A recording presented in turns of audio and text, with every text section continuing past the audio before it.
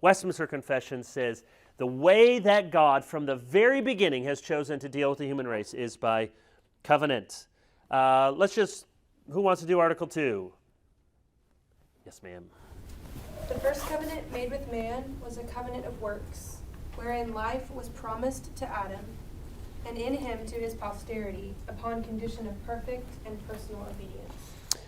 Covenant of Works we'll come to in 2 weeks. It goes by different names, but I think this is a good name, the Covenant of Works. So it was a covenant arrangement that stipulated Adam's obedience. Now, we'll say much more about this, but one of the objections to the Covenant of Works, and that language in particular, is to say, well, but isn't God gracious to us from the very beginning?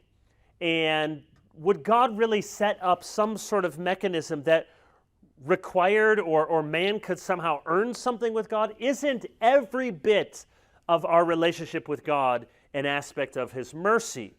Well, in a sense, that's true. Go back and notice the language of Article 1.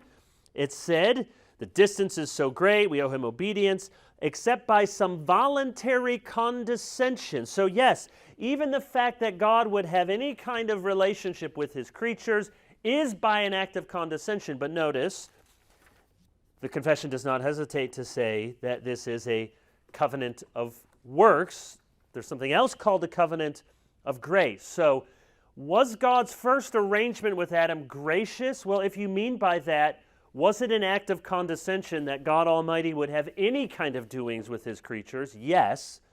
But ought we to call that grace? Or is it better to leave the category of grace as something that deals with forgiveness and sin, in which case this would not be a covenant of grace. It operates according to the principle of works. The students want shots from these walk-ons. Geeler finds a shot, and it's good! How about that?